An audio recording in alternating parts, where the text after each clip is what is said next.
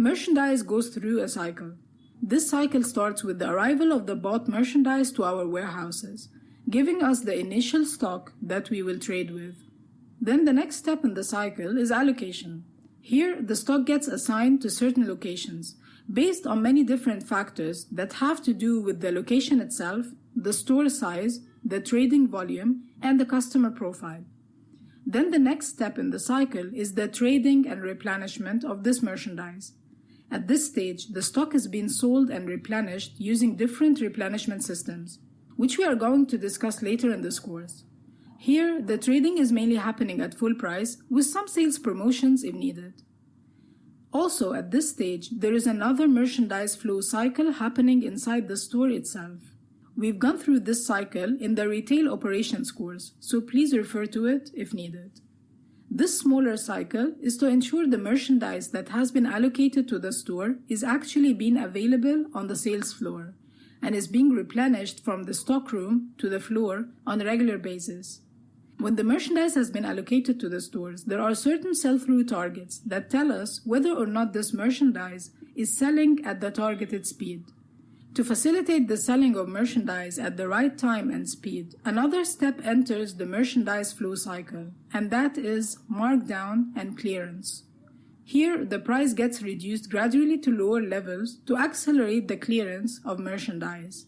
Finally, after all the trading, markdowns, and clearance have happened, there will be some remaining stock. This stock, at certain age, is considered obsolete and is written off the books. We're going to get deeper into how to manage aging stock in a later lesson. Every time the business turns its inventory, it generates profit out of it, and it then takes the cost of this inventory and invests it again into new inventory to trade and turn. So another important inventory metric beside the GMROI is the inventory turnover ratio, which measures how many times the business turns its inventory in a year. For example, in many fashion businesses, inventory turnover is 4. This means that every 3 months, a cycle is completed and new merchandise is being bought and enters a new cycle. Not all retail businesses turn their inventory at the same frequency.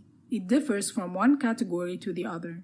For example, grocery stores and pharmacies turn their inventory very fast.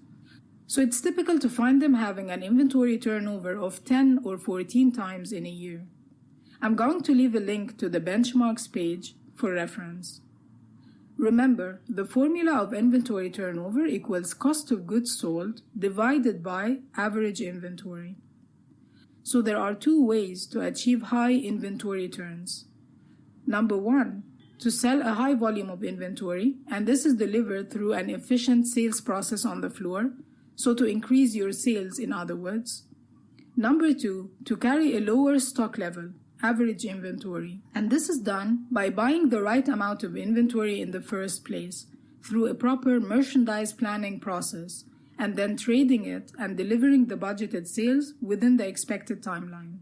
So if the business has bought the right amount of inventory and then was able to manage the trading and markdown stages efficiently, it will be able to turn its inventory fast enough. Problems arise when the business starts getting overstocked. This could happen if sales are not coming as expected, or if there was an error in planning and we bought too much. This is where the powerful tool of markdowns could be used to rectify those 2 problems. We are going to have a separate section on markdowns, but let's first get to know the different tasks and reports used in merchandising.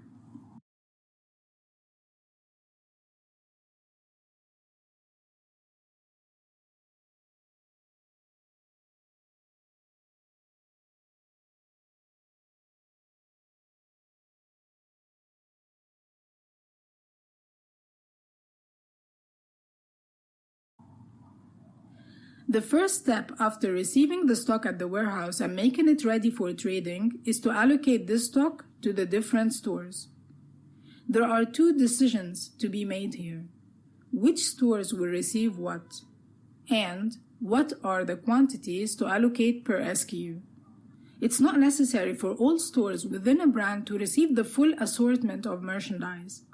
Stores differ in many aspects, and these include store location, store size, store sales volume, and customer profile. While making the initial planning for the assortment of each store, these factors are taken into consideration. For example, some stores might be in warm or hot regions, so they will not receive heavy winter items. Some stores will be smaller in size, so some trade-offs need to happen on what to include in their assortment and what to leave out. Some stores will have a certain customer profile that will dictate certain products to be included and other products to be left out of the assortment. So a good practice is to group and grade the stores. For example, A, B, and C grading based on sales volume and size, and then apply the other factors of locality and customer profile, and then come out with a plan for each store or each group of stores based on all those factors combined. This would tell which products to include in the assortment. Then comes the next decision, and that is how many pieces per product. This will mainly depend on two things: sales velocity, in other words, how many pieces are expected to sell per day, and replenishment velocity. How fast is this store going to receive replenishment? Typically, stores will have a replenishment schedule. For example, 3 times per week, or for some high-volume stores, this could even be every day. This is factored in the amount allocated to the store to make sure that the store is always stocked on those items and always gets the replenishment before it has sold out. Another factor to consider here is the store size, and whether or not it has a stock room or understock units. So all those factors are combined to come up with the ideal allocation for each unit. This is to prevent out-of-stock situations, which are lost sales opportunities. Which takes us to the topic of the next lesson, and that is replenishment systems.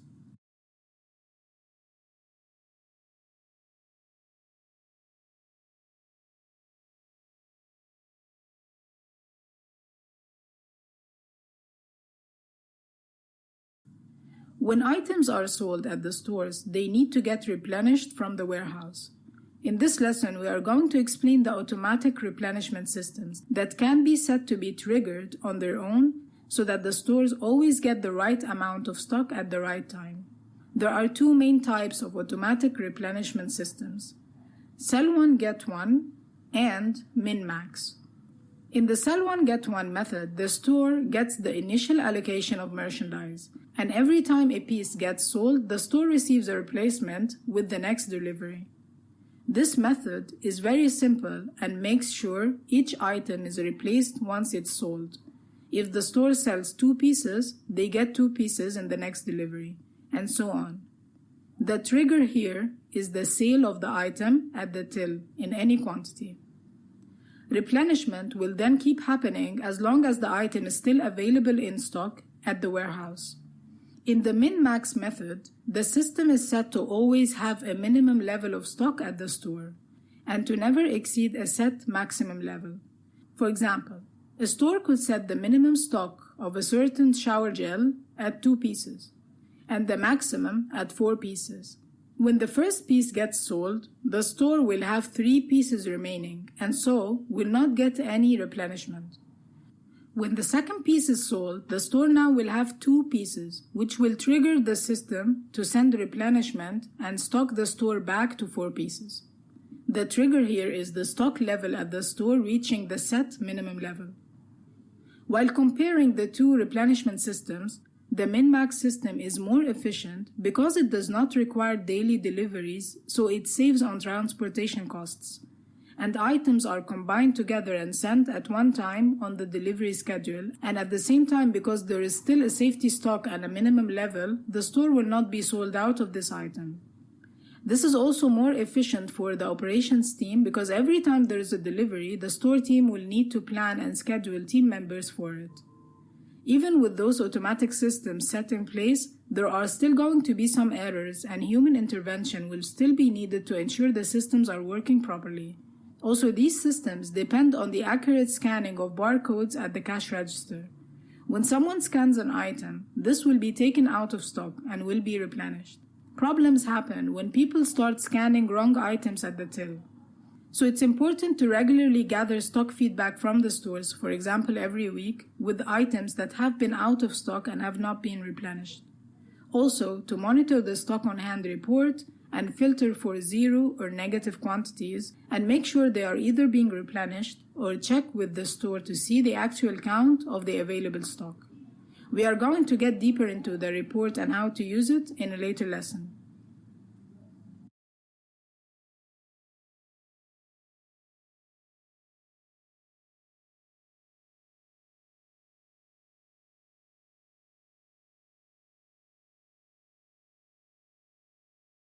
Sometimes during the year, there will be a need for manual allocations due to exceptional circumstances or events. This usually happens during high peak trading days and during sale times. During those times, the selling of the item is accelerated, and so additional quantities are allocated to the stores to support this higher speed of sale and to avoid out-of-stock situations. This is part of the sale or event planning process. This could be done by adjusting the min-max level to accommodate the temporary increase in sales, or by simply sending additional pieces in form of manual allocation. For example, if a store has a minimum level of 4 pieces and we are approaching a promotion, this min level could be raised to 10, and thereby triggering a replenishment process that will send additional pieces to the store.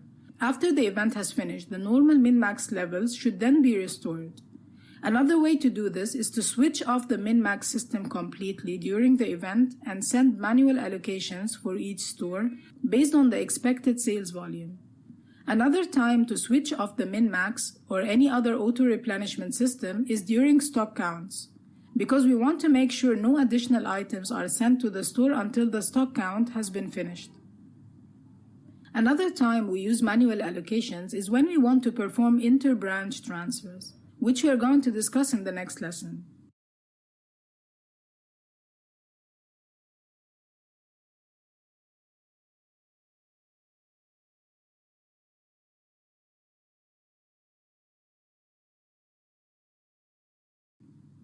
One of the tools used to efficiently manage inventory is inter-branch transfers, or IBT. Sometimes the reports will be telling us that this item is not being sold at this store at all. Let's call it Store A.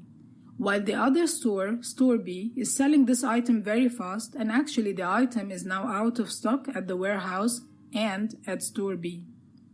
Our goal is to sell the item at full price before we have the need to mark it down for clearance. In this case, the right decision could be to ask Store A to send the remaining pieces of this item to Store B. This is called an inter-branch transfer. Another time we need to do an inter-branch transfer is for consolidating certain items to display them at one store. For example, we might start having some broken ranges of discounted items at different stores, and they are not looking good on display and are taking space on the floor. In this case, we can consolidate the sale items in one location until it's cleared, and take this space at the other location to display new merchandise at full price. I'm going to leave an article about broken sizes so you can understand what a broken range is. If this is the case, we need to make sure that when we scan those items out of the stores, they won't get replenished automatically from the warehouse back to the stores. So it's important here to turn off replenishment, the min-max system, or sell one get one for those items before executing the inter-branch transfer. In the next lesson, we are going to see the different types of reports to generate and analyze and act on them to manage our inventory.